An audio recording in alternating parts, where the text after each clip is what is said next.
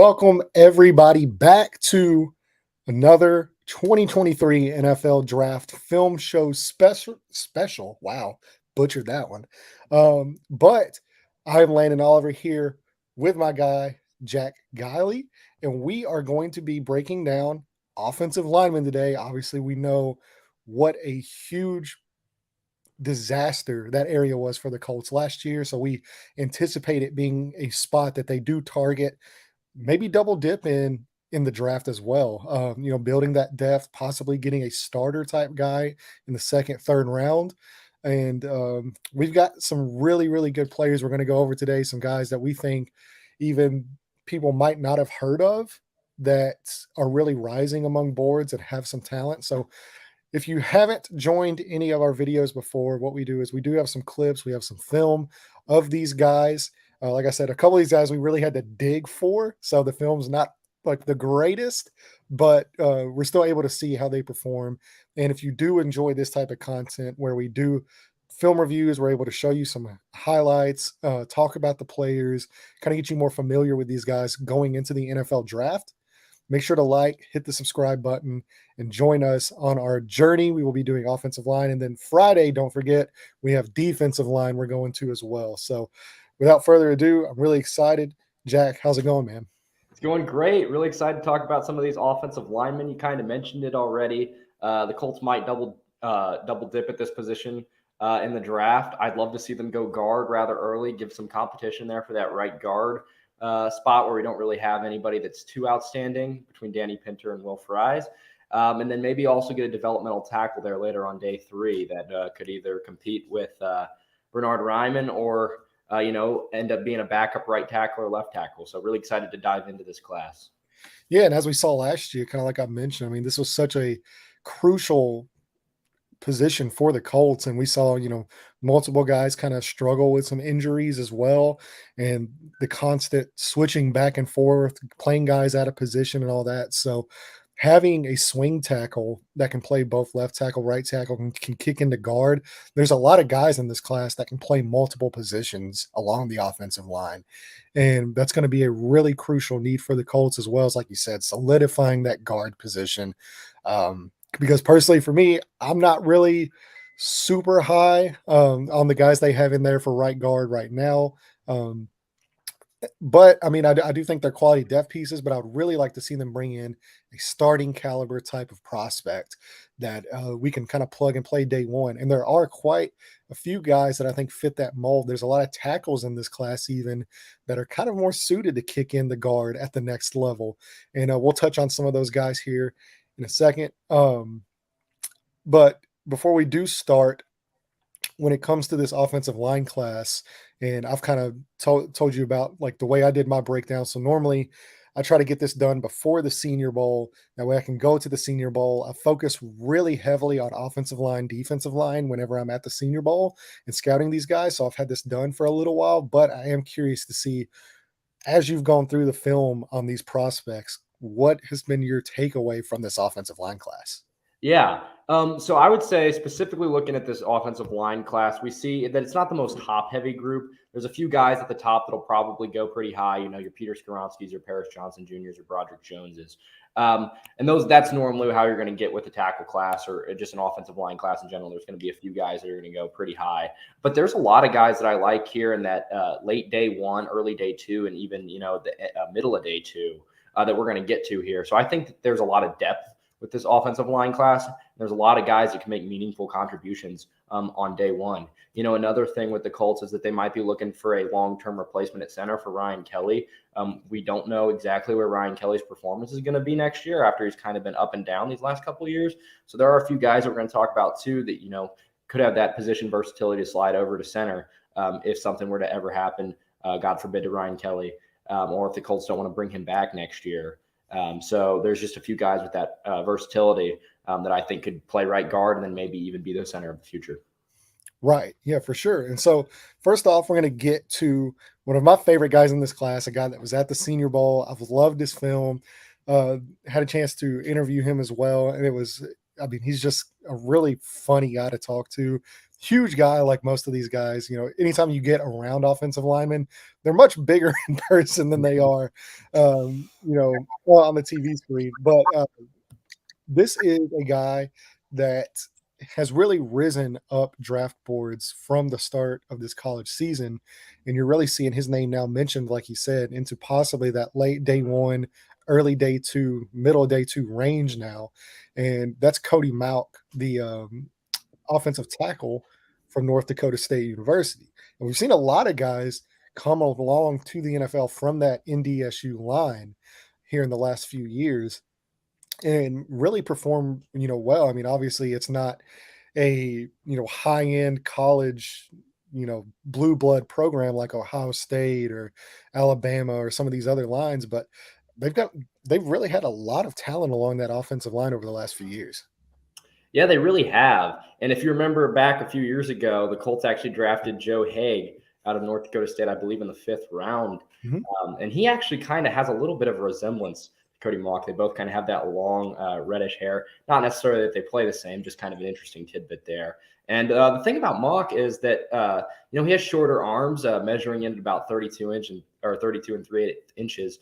But we've seen guys like Braden Smith obviously overcome that. They're going to be supposedly guards in the NFL. That's what they're going to be. And then obviously we've seen Braden Smith turn into like probably a top 10 right tackle in the NFL. So, everybody's kind of writing off Cody Mock and saying, hey, he's probably going to be a guard in the NFL. And, that's likely what's going to happen. But I don't think we should discount him as having really all three position versatility. I'm pretty sure he's been getting some reps at center too, whether it was He has. or yeah. So this guy, I mean, if we were to draft him, you could really stick him anywhere. And he could probably get reps there. Now, would that stun his development in one spot? I'm not exactly sure. I think you play him at right guard originally. And then, if you have an injury, you can put him somewhere else on the line. I think he can possibly give you all that. And he plays with a really good demeanor. So, yeah, that's kind of my beginning thoughts on Cody Mock there. Yeah, and also too, just to point that out. So at the Senior Bowl, he was taking reps along multiple places along the offensive line, including center, both guard spots. He took some tackle reps as well. So whenever we were interviewing him, we were kind of asked, hey, we've seen you take some reps at center. Is that kind of something that you're looking to add to your game? And he said, yeah, like because he just wants to be that guy along the offensive line that you could play at every position because he knows how valuable that is. And, obviously you would love to stick around and play one position just because, that's where the money is. If you're an elite player at one position, that's where the money is. But he also realizes that a lot of these guys that, maybe they don't end up being elite players. And I do think he has a chance to be a great player in this league, but they play in the league for a long time whenever you can play multiple positions along that offensive line. And that's something that he really wanted to kind of touch on at the Senior Bowl. So he played center, he played both guard spots, played some tackle spots, and he performed great at the Senior Bowl. I think he had one of the best Senior Bowls. Him and John Michael Schmitz, another guy, which we don't have any film on him today, but he is another guy that really made a name for themselves down in Mobile. Yeah. And I think when he gets into an offensive line room in the NFL, they'll probably focus on one or the other. But again, if you're in a pinch and you don't have anybody else, I remember a few years ago back when Andrew Luck was the quarterback of the Colts, they were on like their 4th string center. So if you have a guy like Cody Malk who can come in and play any position, if something really crazy happens and you're down like to your 4th guy, you can stick him out there. At any position, and he won't be, a tragedy. So, yeah. Yeah, and he's also a guy that, if you did not know, he started out in college as a tight end. So he was a tight end and really showed that athleticism, but he decided to kick outside along the offensive line. And that's really kind of where he's made a name for himself in college. So he's got the height, 6'5", 300 plus pounds. Like you said, he does have a little shorter arms, but where he shines is the athleticism. And as we know, with Shane Steichen and that kind of Philadelphia offensive line, they really value guards that can get out and pull and get to that second level. And I think he's really strong in the athletic department to where he's going to be able to step in day one in the NFL and do that. Yeah. He's got a 9.32 relative athletic score. So anytime you see that, it's another thing that, Chris Ballard's ears kind of perk up. That's going to make him stand out above the rest. And again, I think that positional versatility. He's great as an athlete in space. Now, granted, he was probably a better athlete than most of the guys he was going up against on the FCS level. But just anytime you see a large man just going out there and mowing down, linebackers and defensive backs, that's something you really like to see. And, it's not going to be that easy at the NFL level. But Malk's got a really good chance to be, a great player that sticks around for, a decade on a team and gets multiple contracts just because between that positional versatility and his great athleticism, he's going to have every chance to succeed. Yeah, and also too, just before we get into the film with Mog, I think something else that has really impressed me about him is the way that he looks to finish guys. And you kind of said it with his demeanor. That's always something you're looking at along the offensive line. You're looking at guys with that nasty streak that'll come in and just want to just bowl over guys. And once they get their hands on them, just want to bury them and not let them up. And that's something that he does, consistently at the level he's played at. And I love seeing that out of offensive linemen, and I think the Colts need that. They have a guy like that in Quentin Nelson, and I think Braden Smith even has a little bit of that in him. But we kind of saw last year this Colts offensive line, really they just got continually just taken out to the woodshed. I mean, there was just no fight for a lot of the season, and I think Cody Mock just adds another guy along that offensive line spot if you do draft him. He's going to look to bury you on every single play. Yeah, he's that kind of throwback player that you see. He's missing his two front teeth, like late 70s Steelers linebackers vibes, really, from Cody Mock. And the Colts could definitely use an influx of that on their offensive line that, like you said, kind of got overpowered a lot last year, even though they have a lot of players that they're paying a lot of money to. And so I think Chris Ballard has to have a solution for that. And I think he's going to look for guys like Mock, who just, even when they're interviewing them, kind of show that toughness. And I think kind of just, those two teeth missing just kind of embody that whole kind of atmosphere, or that whole kind of thing that, Chris Ballard, that it factor that Chris Ballard is going to be looking for. Additionally, I want to point out that the Colts could address this before the draft, the guard position. We just saw them restructure DeForest Buckner's contract today. So they're clearing up a little bit of cap space. They wouldn't do that unless, they were trying to clear cap space up for something that's an unnecessary move they have to make, unless they're trying to do something. So maybe they're going out and trying to sign a guy like Dalton Risner, who I believe is still on the market. That could completely change this whole conversation. And then, you're not really looking for as much of a guy that's going inside as you are maybe a tackle prospect or a late, day two guy that you can develop into a left tackle or somebody to compete at one of the guard or the tackle spots. Yeah, that's a great point. And to me, I think obviously the two biggest needs outside of quarterback on this team are along the offensive line and at cornerback. So I think you could see both those positions addressed via free agency here as we get into kind of the third portion. There are still a lot of guys out there that can perform. And then also, double dip in the draft as well. So you could possibly see, especially at corner and along that offensive line. And we know Chris Ballard loves to draft offensive linemen and defensive linemen. So this is going to be a really big area to focus on here for the Indianapolis Colts. But first off, let's get to some film on Cody here. And this is quite a few different plays here, just kind of strung together. And it really does show that mentality that he has and the play strength that he plays with, and really the athleticism, his ability to get out to that second level and really finish some guys. So let's go ahead, pull this up and see what you think here.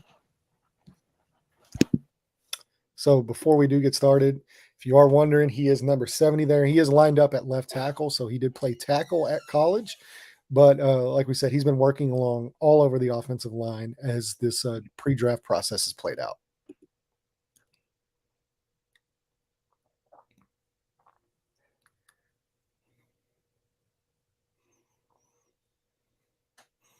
And you can really see that athleticism shine through here. Yeah. Just kind of going back to that first clip there, one thing I'll point out is that as a safety, we typically do not see offensive linemen coming out that far. And if we do, we can normally avoid them. But as you can see, Mock's athleticism allows him to just bury that guy, whether he's looking at him or not. Normally that's somebody that, a safety or a defensive back is going to discount as, hey, I can just run around this guy. But I mean, he catches them and he just buries them. And you can see the movement skills really well here. Obviously, this guy used to play tight end, and I think you can tell it in just the way that he's moving and kind of just pushing guys around. Yeah, see, that one's one of my favorite ones right there is whenever he's out there and he just takes this guy for a ride, he just, puts him out of bounds. Yeah, he's got a great base while he's drive blocking. There he gets his hands a little bit outside on the shoulder pads. That might have actually been a hold. You might have seen the flag in there real quick. But yeah, just really the movement skills, the ability to climb to the second level here, pulling on this pin and pull, and just driving guys that are a lot lesser athletes than him. That's what he should be doing. So you're seeing domination here in these couple plays here against guys that, probably won't be on NFL rosters, but he'll probably be able to hold his own just because he's such a great athlete. Yeah, and I mean the explosion, out of that stance and the ability to pull, pulling from those tackle spots as well, from the left tackle spot, and you kind of see once he gets his hands on guys, he really looks to bury them. Mm-hmm. Yeah, and you just you're going to want to work with him there on his hand placement because almost looks like he just gets over enthused by the fact he gets to go hit somebody. He just gets those hands, big bear claws, just outside. And once you do that, you get it on the shoulder pads and you twist. That's going to be a holding penalty 9 times out of 10 if the refs see it. So that's just one thing, and he's going to be doing a little bit more of that at guard. But I love the ability to be able to pull and get out in space, especially at guard.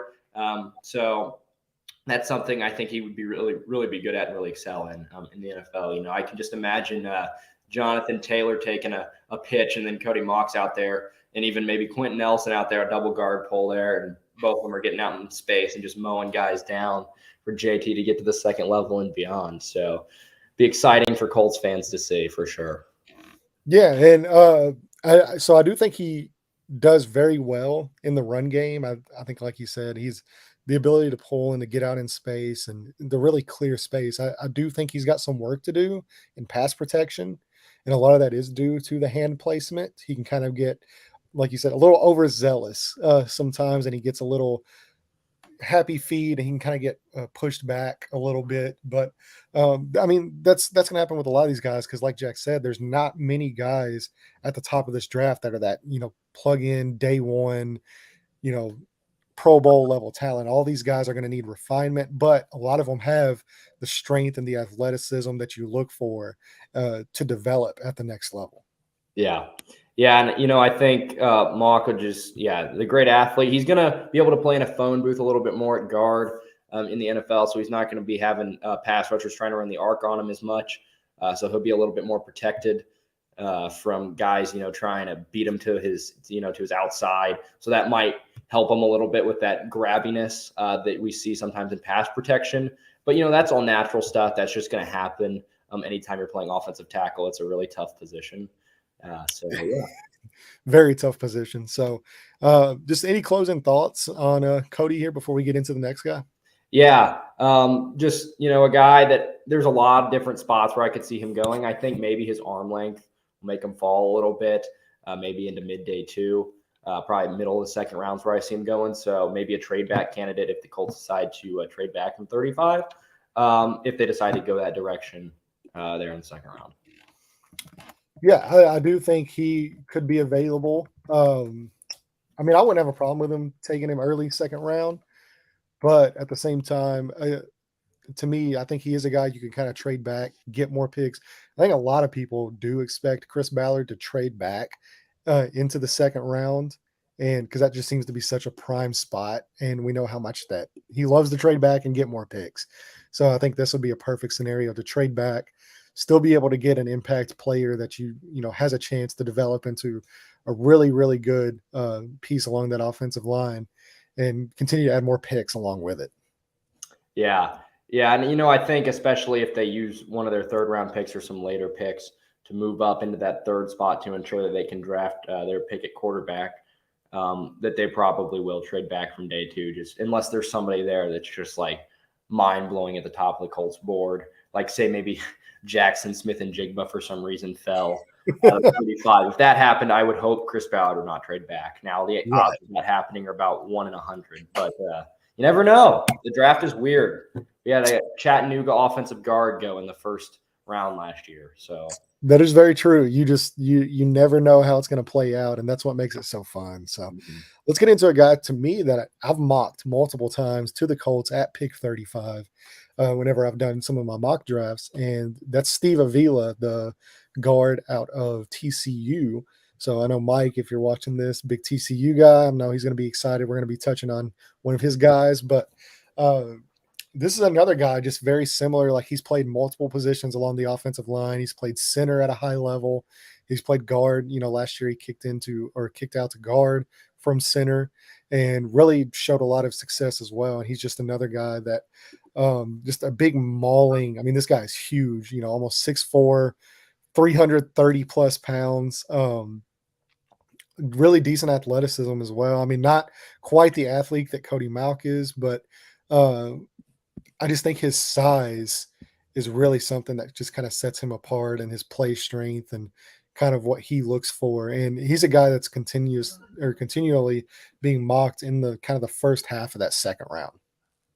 Yeah. And another thing about him that I think the Colts will really like is the fact he's a team captain. So we know the Colts love that captain, title attached to a lot of it. Senior Ball. I believe he was another guy. Checks both those boxes there. A really powerful guy. You kind of mentioned it. Very dense, able to absorb contact really well.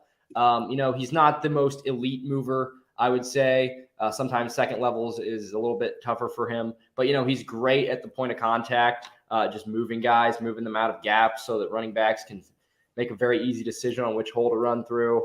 And then there's just a few other things like, anytime when you're moving from center to guard, you're going to miss some twists. So just, kind of looking at that and kind of just learning the position because he had to play both full starting season, I believe, at both center and guard. So just, identifying stunts and that stuff, which always comes with time. And you're going to have a lot of practice doing that before you're ever in the game in the NFL.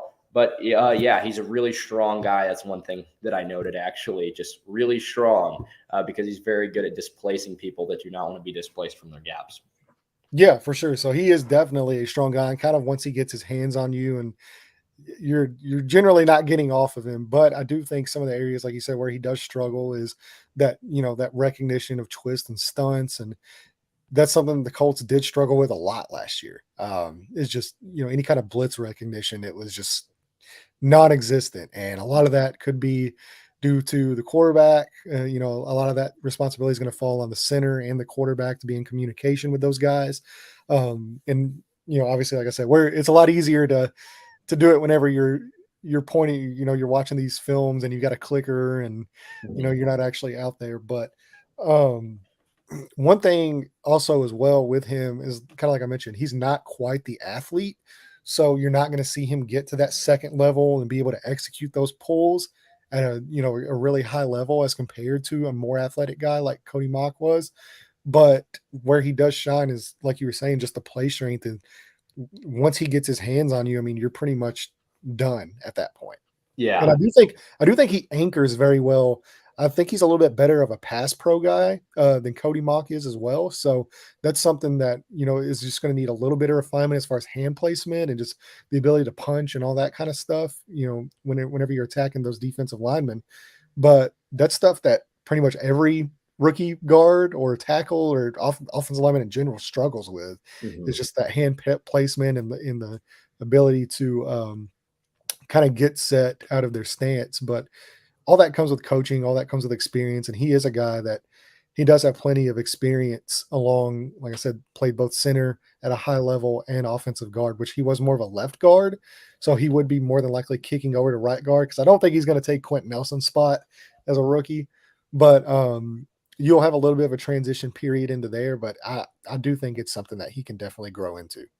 Yeah, and I don't want to act like he's an awful athlete. I believe his RAS score is right around 8.5. I think I have it down here as 8.5. Yeah, for a man his size, he's definitely not an awful athlete. So he's just not quite what Mauch is, but not everybody is. It's very rare to find athletes like that.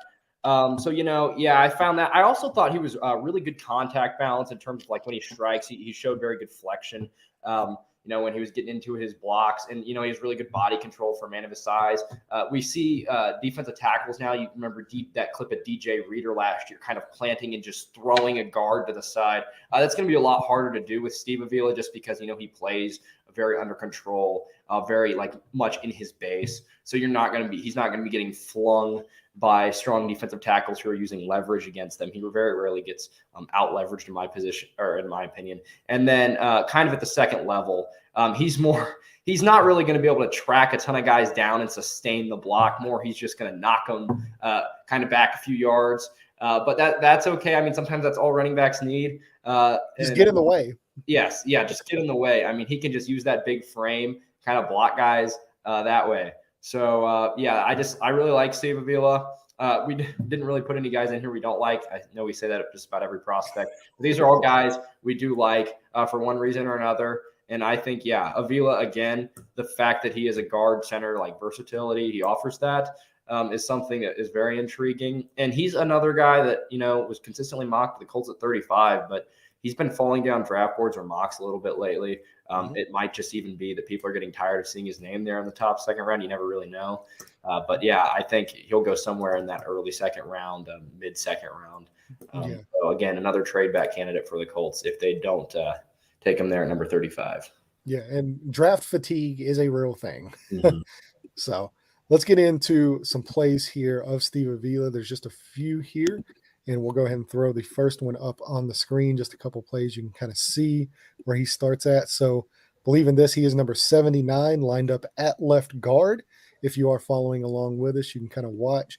And this is against Michigan as well. So these are, whereas Cody Mock was more against, you said that FCS competition, this is very much against blue blood programs here. And this is the Fiesta Bowl as well. And so he played a little bit further into the playoffs. So you can kind of see, like we were saying, once he gets his hands on you, I mean, you're pretty much just stoned at the point of attack. Mm-hmm. Yeah, really good punch timing here. You see independent hand usage there on his pass set. And then he's obviously just stonewalling the guy. Very good lateral movement to keep him in front of him. Kind of just waiting for the defensive lineman to kind of show him his cards, and then he jumps on him, keeps his hands inside, what we love to see. And then he just kind of tosses him back and allows Duggan to scramble there for, a good 15 yards. So, and I love the footwork that he displays here on this play as well. Yeah, just great base overall. He's not getting too narrow. It's another thing that tends to happen with guards when they're pass setting. Sometimes their base gets too narrow. That's how they get bull rushed by big defensive tackles right back into their quarterback's face. You rarely see that from Avila. He's very experienced in pass pro, so he does a great job on that one rep. And really winning, and hopefully he can do that consistently in the NFL as well. But that's a great start. Very good technique. Yeah. So, we got another one here. Nice. Yeah.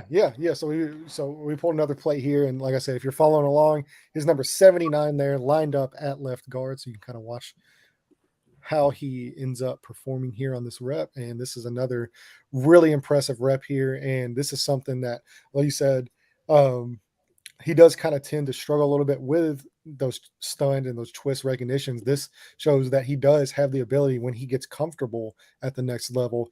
He does think very quickly on his feet, and he does show that ability. So you can see here the great pass off there from the guard to the center. And that's something that we saw the Colts continually misread last year.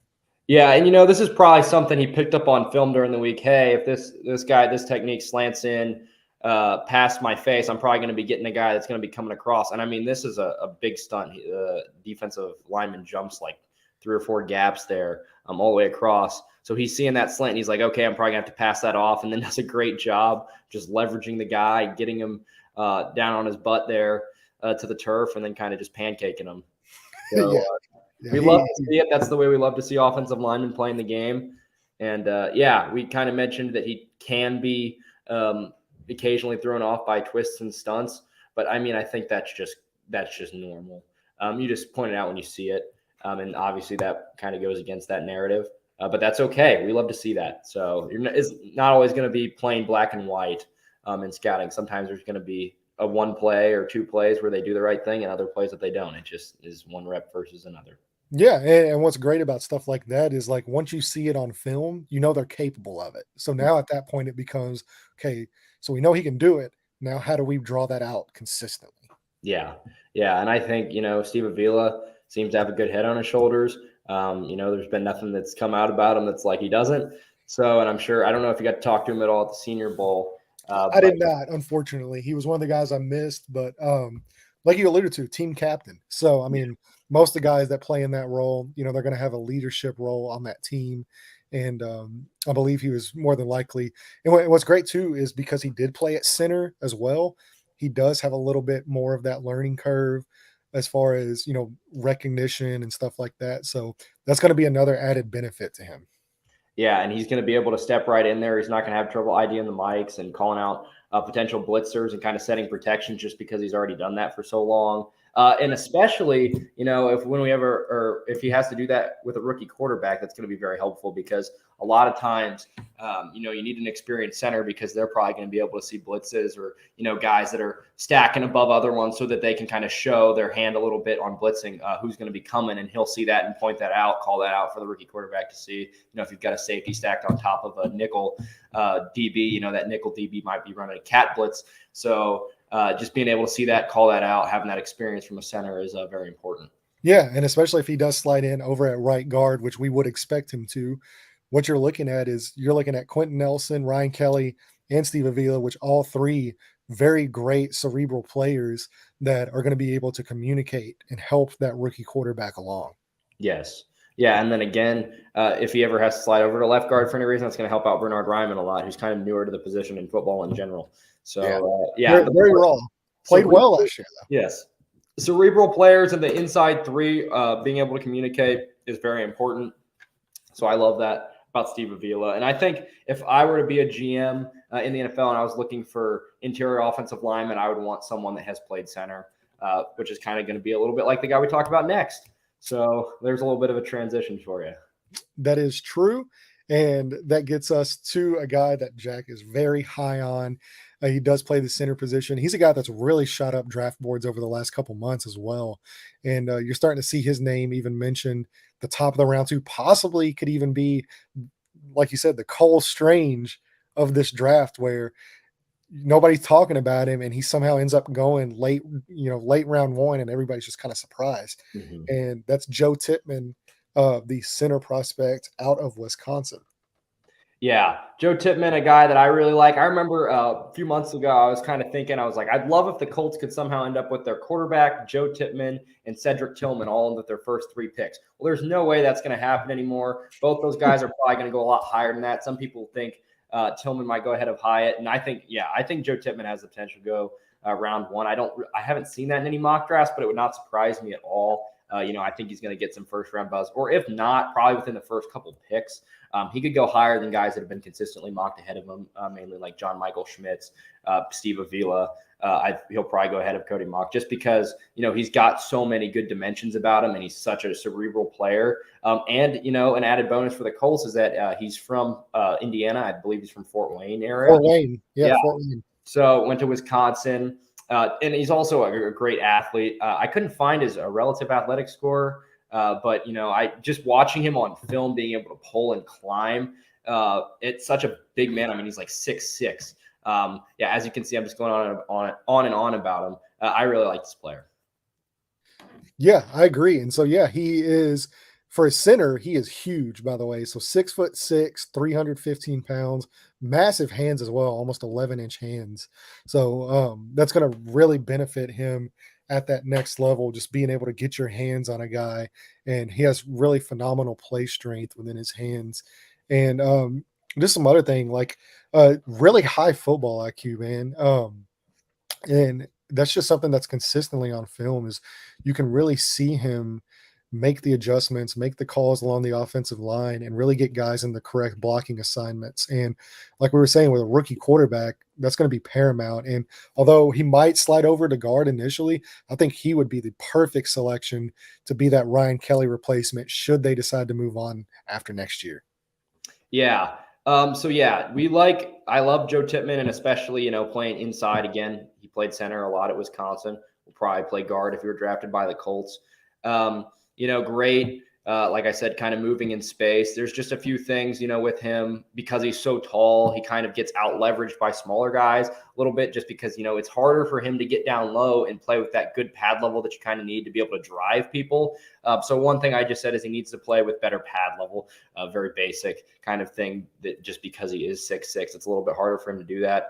And then, it's just sometimes he is not able to get a ton of drive when he's, drive blocking. So he's not able to push guys back as much. And I think that's just because he has to learn to play with better pad level because he is so tall and not get out leveraged as much. But, it's going to be very easy for him to learn that because he's going to get there faster than most guys just because he's such a great athlete there out there in space. He is. And for a guy that his size, he does move very well, which, as we've talked about with the other two guys, I mean, that's going to be such an important part of the type of offensive line that Shane Steichen wants to run, is getting those guys out in space and, pulling those guards. And especially too, I mean, that's something that Jason Kelce does very well because he's still playing. But anytime you can see a center pull the way Jason Kelce does, it's just, I mean, it's such a mesmerizing play to watch. And because you don't really get that from a lot of centers. And this is a guy that I really do think has that ability. Yeah. And, anytime you can run trap plays really well at the center where they're pulling and you're slamming defensive linemen with guards, that's like you kind of alluded to, that's a really fun play to watch.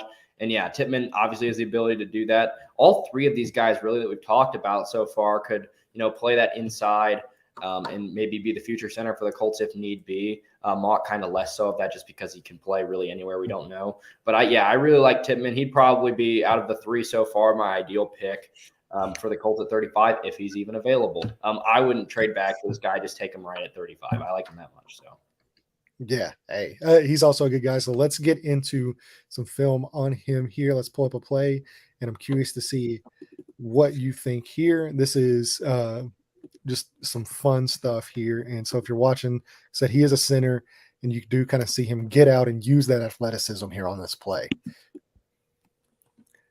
So like I said, anytime you can get a center pulling like that, it's just so fun. Yeah, it does a great job of just specifically on that player. All right, I'll just wait till we can watch him go through all of them.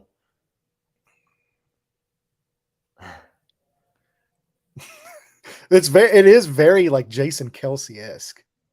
Yeah, you don't want to necessarily say he's going to be Jason Kelce, and I know you're not, doing that, but just he's got Jason Kelce, one of the best centers. But yeah, I mean, you do see he moves so well, and it is easy to invoke that name with him. But yeah, just his path down the line is very, very easy. You can see that he's moving very well, and he just kind of finds those guys in space, knows who to block and take them out real well, just take them out of the hole right there.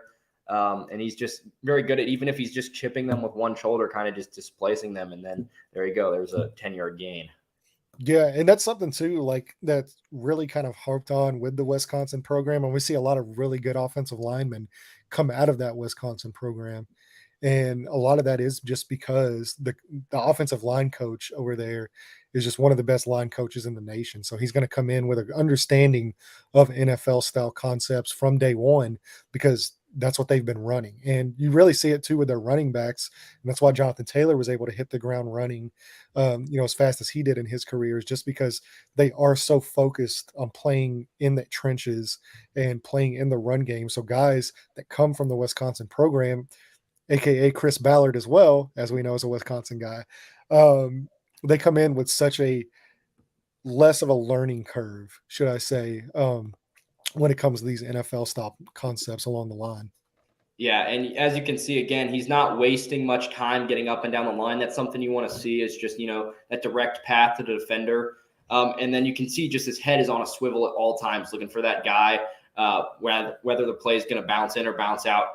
He knows kind of which way to seal off that block, which is normal. But, it's great to see that he's got his head on a swivel and just knows that who he's got to get or who he's got to block, so that he can spring that play free. And you just see that really well there. And he's just kind of sealing that gap really well. And something you'd love to see him do at the next level too. And, if he's playing guard at the next level, it's going to be easier for him. He's not going to have to run as far. Even if it's just a little bit of space, that can make the difference, that split second. So yeah, just really see his athleticism and his ability to seal guys off in those 3 clips. Yeah, and so, like I was saying, this is a guy that was early in the process, really more of that third round. I even saw him like late third round type of guy, and he's really shot up draft boards over the last month or so. Mm-hmm. Yeah. So I will definitely be excited to get him. Now let's get in to a possible tackle prospects as well. So we've got guys that can play multiple spots along the interior of the offensive line. We've got a guy in Cody Mock that can play multiple positions inside and outside. So now let's get into some guys that we think could be developmental tackles that might not start day one, but they do possess some athleticism and some ability that if they are able to be coached up, that could either be a swing tackle or even possibly be a spot starter or even competition to take over a starting role. Yeah, that's really what you're looking for on day 3. The Colts have tried and tried again with some of these day 3 offensive line prospects, but every once in a while you're going to find one that hits, and I think we've got 2 here that have the possibility, definitely the athleticism and just kind of the pedigree that they have the opportunity to be solid players in the NFL and could contribute meaningfully, whether somebody goes down or if they can win the spot outright. Yeah, and so that first guy we're going to talk about here is Carter Warren, the offensive tackle from Pitt. And he's a guy, he has battled some injury issues, which is kind of why you don't see him higher up in the rankings. You're consistently kind of seeing him going into that late day 2, day 3 range. But I mean, this guy just has so many great measurables. I mean, you're talking 6'5.5", 310 plus pounds, 35 and 3. I mean, he's almost got 36-inch arms. He's about a 7-foot wingspan, and that's just crazy for a guy his size and a really good athlete as well. So, like I said, he didn't play at all in 2018 when he started. He did start at left tackle, and then he started the first 4 games this year, but then he suffered a season-ending injury. So that's going to be something that teams are going to be looking into, the medicals and stuff like that. But whenever you look at him, like I said, he's another guy. He's a team captain, really well thought of in that locker room and along that offensive line. Big, big long arms, and I really think that his athleticism and how he kind of recovers and the footwork and stuff like that, he has a chance to really surprise, once he does get into the NFL, if he can remain healthy. Yeah, and I think that a lot of that's going to depend on his recovery from his injury. I believe it was in the Rhode Island game. I don't remember specifically what the injury is, but I think it was a pretty significant, possibly an ACL. I don't want to say that without confirmation, but that's why you see him falling and available in a lot of mock draft simulators. Mid to late day 3, he could be available there in the 200s even. But if the Colts were to pick up this guy around that range, that would be, in my opinion, a steal just because he's got all of the intangibles. He, like you mentioned, he's got those really long 35-inch arms. And anytime, you hear people talking about, well, he needs these long arms and there's a difference. Is there really a difference between 32-inch arms and 35-inch arms?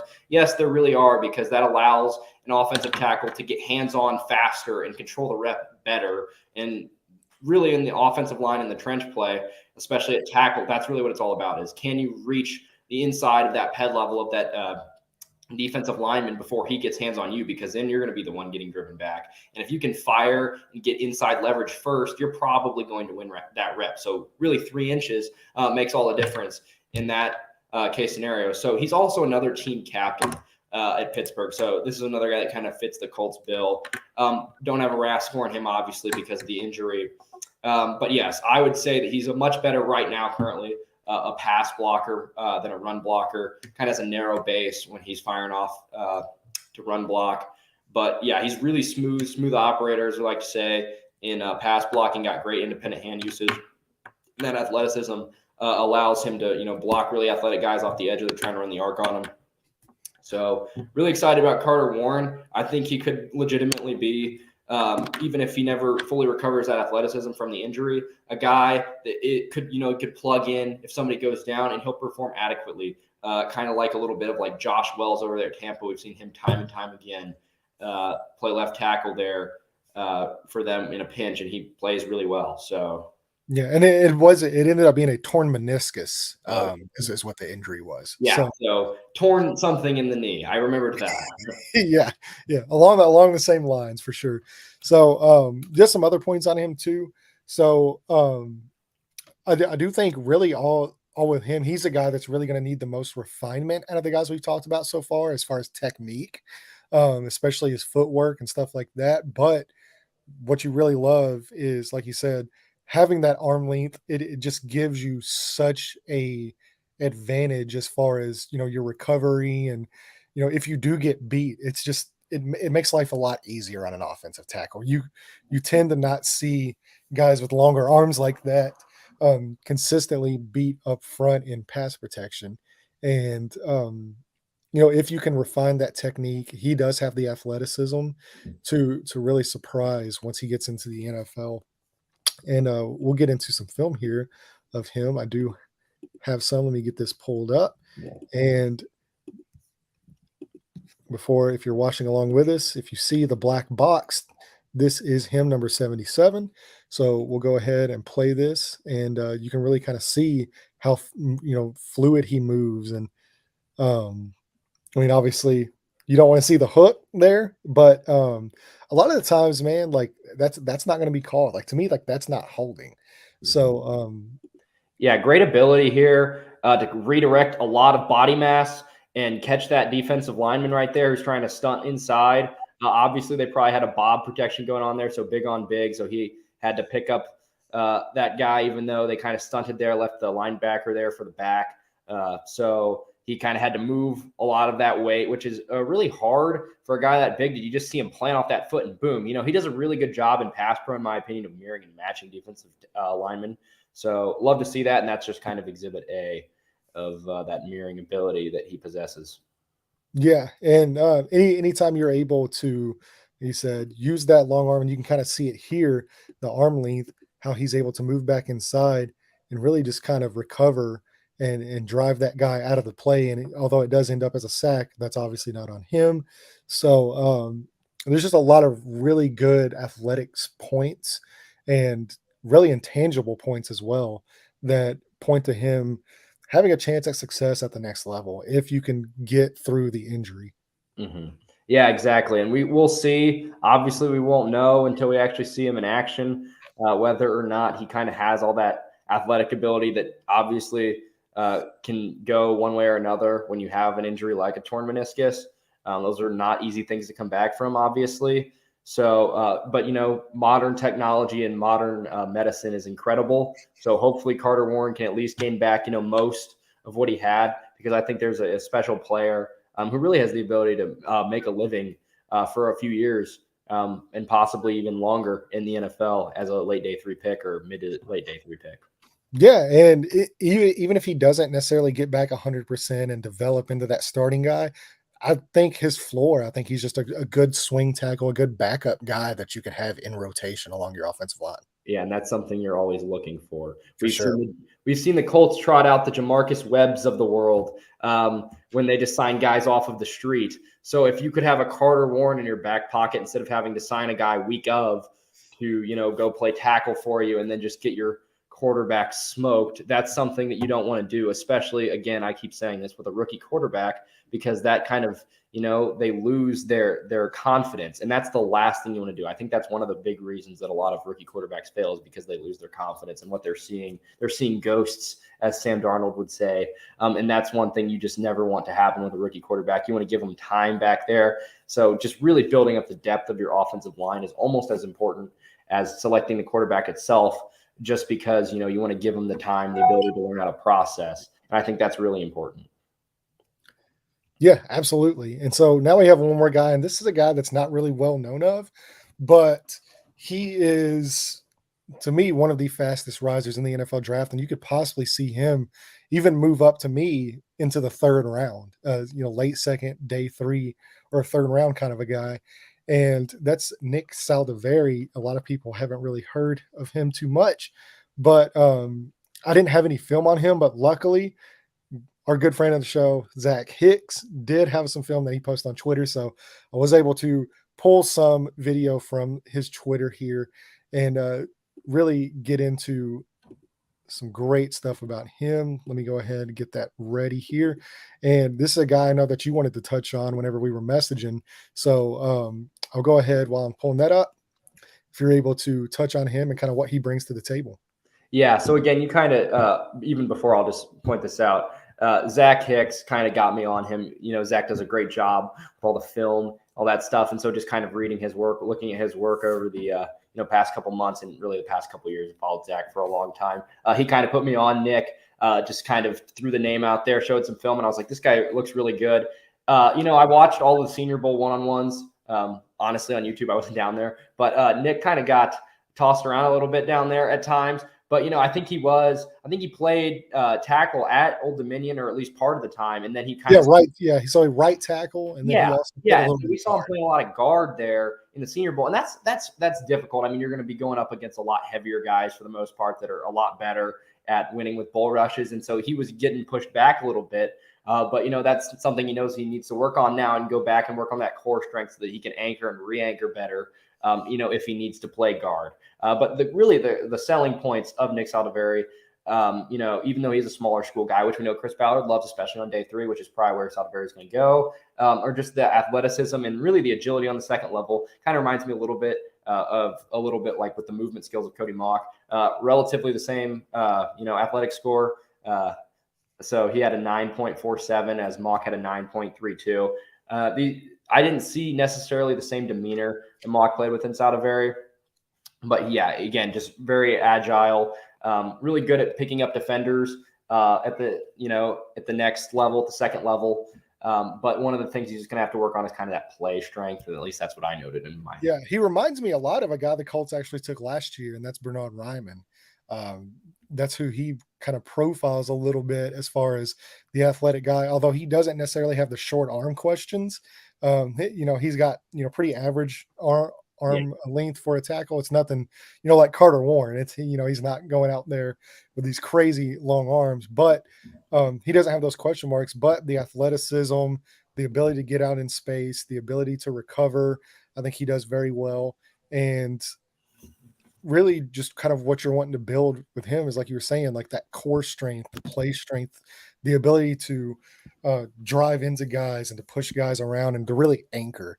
And we kind of saw that with Bernard Ryman last year coming out and through college. So he's a guy that profiles to me very similarly as to how you would want to bring him along. Yeah. And kind of like you were saying, great mover and ability to cut off in runs and, kind of hold the point of attack. But he just doesn't have a whole lot of power to his game right now. And maybe once he gets into an NFL strength program, that'll increase. As opposed to Old Dominion, which don't want to, say anything bad about Old Dominion, but they don't have probably the same resources to pour into strength, an NFL strength program. Right. So anytime you can see a guy going from a lower FBS level to kind of, that pro level, maybe you can see an increase in strength in one of that. And then maybe also you'll see here just kind of the fact that Saldivari kind of gets his hands outside a lot in pass pro, but once you get him into an NFL offensive line room with some coaches, that's probably something they can hone in on and just kind of be like, hey, this is where you got to put your hands inside so we don't get called for holding, and so that you are stronger at the point of attack. Yeah. And so, like I said, this comes from Zach here on Twitter. If you're not following him, which I'm sure most of you are, make sure to give him a follow. Some great stuff over there. And I believe they just released their draft guide as well. So great purchase if you're looking for some more draft information. But here we kind of see him line up at guard. So like you were saying, he played some guard, played a lot of right tackle as well. So he's another guy with position versatility. And you can kind of see here how he performs at guard and how he's able to kind of stand up and anchor there in pass pro. Which, like you said, this is Old Dominion, so you're probably not going to see the same level of competition here. But he does show whenever he does have that ability in him. And so here you kind of see that versatility where he lines up at right tackle. And you can really see that athleticism on display here in the ability to jump out of his stance. Yeah, first one out of the stance there looks real good. Kind of looks like he almost got a little jumpy there. He almost had a 90-degree there on his first step there in pass pro, which isn't going to help a ton there in balance. But, just really athletic and able to anchor there and kind of just, he doesn't do that all the time on film. but you can see that he won there, even though the guy was trying to overpower him. So that's good to see. Yeah, and this looks like they're playing Virginia here as well. So, um, yeah, I mean, just like you said, he's another guy that's developmental that you're going to be able to take in that, possible late day 2, early day 3 area. Has, positional versatility, is able to really develop in an NFL strength and conditioning program and possibly turn into an eventual starter. But at the very least, similar to Carter Warren, you're always, you're going to have more than likely a good backup along that offensive line. And we know how important that depth is along that position. Yeah. Yeah, exactly. And I think anytime you can get somebody, I think this is why the Colts love small school players, just being able to see how much they develop quickly. We saw that with Rodney Thomas out of Yale last year, a guy kind of a 7th-round pick. Everyone was like, well, this guy has a high relative athletic score. He'll probably be a core special teamer. And then he ends up getting a lot of starting reps, when Julian Blackman was sidelined. And so, you just never know with some of these small school guys. Not like Old Dominion's crazy small or anything. They're on FBS program. Right. But you don't get film as easily on them, and sometimes you just don't know exactly what you're going to be getting. And so anytime you see a guy with a relative athletic score above 9.0 and he goes to one of these FCS schools, you kind of just want to get him into your franchise and just see how much he can develop. And so that's why I think that's why the Colts love to do that kind of on those late day 3 picks where Saldivari could go. Yeah, for sure. And so that kind of brings us to our last guy with our film, but there are some other guys as well. What are some other guys here in this draft that you really like, that you would really could see the Colts targeting there on that day 2, day 3 range? Yeah, so the first guy that comes to mind is Antonio Mafi out of UCLA, actually a converted defensive tackle to offensive tackle. So that makes me immediately think this guy is going to play with a mean streak, and he really does. He's a really, really big guy, but he's just, really good at displacing guys, again, from their gaps and just drive blocking. He's not going to have the most, agile feet, able to get to the second level consistently as well, but he's just one of those guys, another real mean guy that I think could play, be maybe a starting right guard in the league if everything goes according to plan, but also a really good backup that you could plug in there and maybe even put in some goal line sets, some heavy sets, and just let him road grade. So that's one guy. And then also I think a guy that's being slept on, and Brett Coleman's pointed him out a few times, Chandler Zavala out of NC State. Another really athletic guy that just kind of slipped under the radar. There's a lot of these types of guys in this class. So Zavala could be a guy that I think comes in immediately and takes a starting guard position wherever he goes in the NFL. Really smart guy from the interviews that I've listened on him. So, he's another one of those guys that just pulls really easily and just wipes out smaller defenders playing at the ACC level. So those were just 2 names to keep on your radar. Anybody that you had in mind? Yeah, so there's a guy that came to the combine and just absolutely showed out, and that was Eastern Michigan, Sidney So, or Sal. I don't know how you say his last name, but he's a guy that really put on a show out in Indianapolis and showed that athleticism. We've got some numbers here, but to just kind of show you, so he is 6'5", 323, almost 34-inch arms, but the 10-yard split was 1.8. 5-yard dash, he ran a 5.07, so just a 5 flat pretty much. A really good or really decent 3-cone drill and a 20-yard shuttle as well. So I believe he had the second highest athletic score out of all the interior offensive linemen that tested there. He's a guy that played at left guard, played at Eastern Michigan, and he started a lot of games for them as well. But he's a guy that's more than likely going on day 3, or could possibly end up being a priority undrafted free agent. But you would really like to see him develop that footwork, the angles, just really lacking a lot of fundamentals. But I think he has a lot of upside as far as his athleticism goes.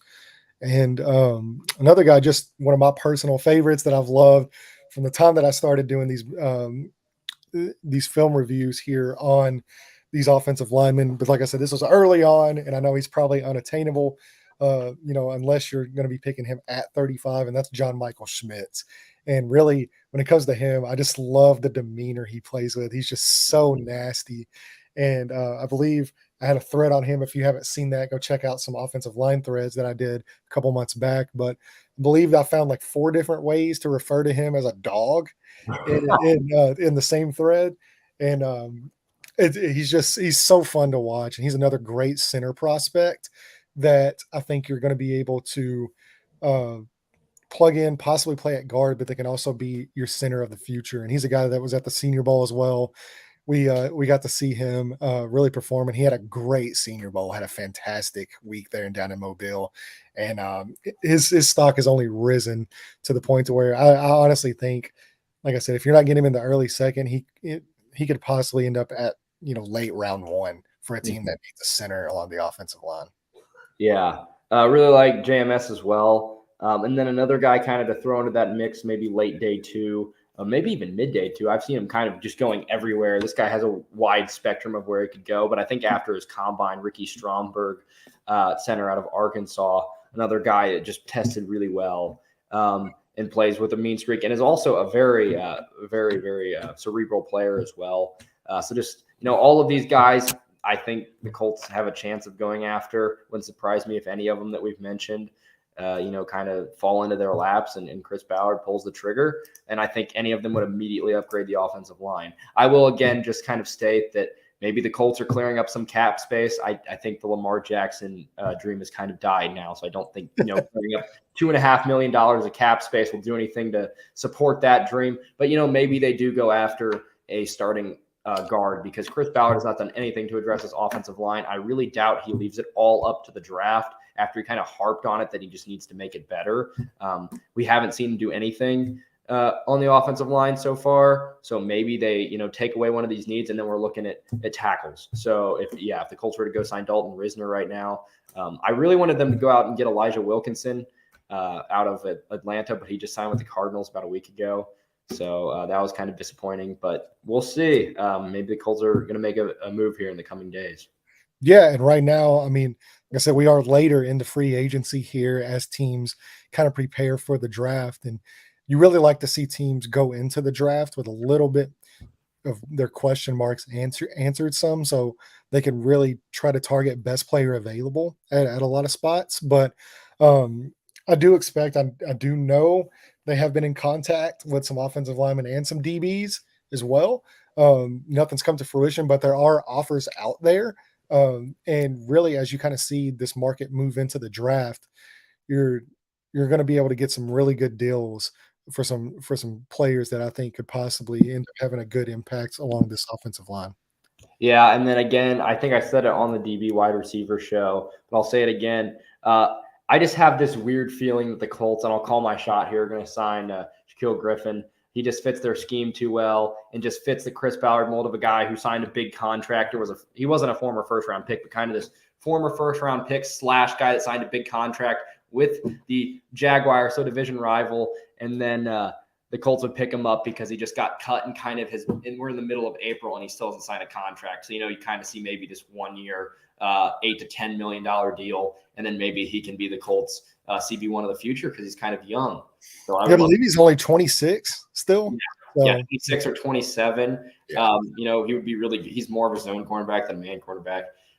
So I'll throw that out there. I have no inside knowledge whatsoever. I am not deep into the Colts source game at all, but that's just something I could definitely see happening. Yeah, terrible place to be. Don't recommend it. So, all right. Well, that kind of brings our discussion to a close here along some offensive line prospects.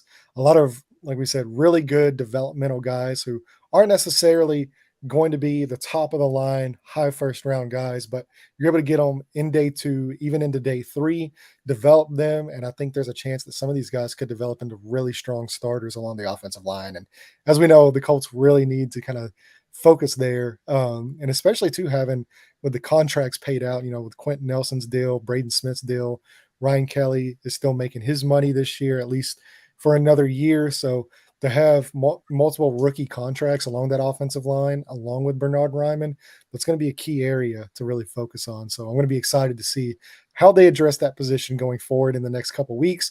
I believe we are 15 days away from the NFL draft. So hopefully here in the next few days, we will have a new quarterback, and we do have an exciting announcement being made tonight regarding the NFL draft and the Blue Stable. So make sure to follow the feed for that. And I'm really excited to touch on another position, the opposite position here on Friday with Jack. We're going to be going over defensive linemen. And as we know, Chris Ballard loves to draft some defensive linemen in the NFL draft. That's almost a position that he never leaves the draft without. So we'll have some names on who we think could fit in that role and really bring another great piece. But before we get out of here, any closing words from you? Yeah, so again, just kind of what to expect with the defensive line group. We're not going to send out, we're probably not going to do anything on Will Anderson, these top guys. You guys have already heard enough on them. They're already been saturated with content. So we're going to kind of get into the later guys that maybe you haven't heard, or if you have, you just heard a passing comment about. So just be really excited to hear maybe some new names or ones you're unfamiliar with, that guys the Colts could possibly get instead of these guys that are going to go in the top half of their first round. The Colts probably will not get unless anyone thinks that they're going to. I know there's a part of Colts Twitter that thinks we're going to go draft Will Anderson at 4 and then draft Hendon Hooker in like the second round, which I hope does not happen. But maybe we'll mess up and maybe they'll do that since I'm saying this, but we'll see. Yeah, hey, it's the NFL draft. You never know, but I think you have a pretty solid foundation to stand on about that not happening. So. Yeah. That would be, I'd say that's less than a 1% chance of happening at this point. Yeah, I would agree. So, all right, man. Well, thanks for stopping in, talking more with us. We'll be back at it Friday. Make sure to follow along with the Blue Stable, like, subscribe, follow us on Twitter as well. I know some of you guys are watching on Twitter and on Facebook. So make sure, you're liking and sharing the post there. We appreciate all the support that we've had for this film series that we've been doing over the last few weeks. And we're really excited. We're coming up to the end. Like I said, we've got Friday and then we got one more week. And we're going to close out the position groups next week, and then it's on to the draft. So really excited to be doing this with you. Thank you so much for joining us. Jack, you've been fantastic as always. And if you haven't followed Jack, you're really missing out. He does some great articles and just fantastic work. So make sure to give him a follow. His Twitter tag is right there. You can see it. So give him a follow, give him some love, and we will see you guys here on Friday night. Sounds great. Reciprocated thoughts to Landon as well. Go follow him if you don't. See you guys.